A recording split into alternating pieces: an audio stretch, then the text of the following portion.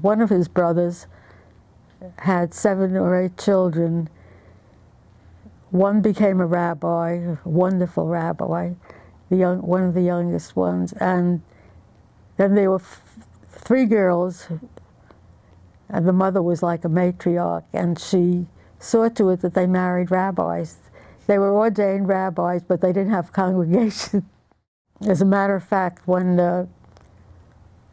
we were married 60 years, my kids made a party for us, and I invited one of my cousins from that group, and of course they didn't make the party at a kosher place, you know, so she wouldn't go, because even though she could have ordered fish and eaten it on a glass plate or something like that, she couldn't go. But the rabbi went.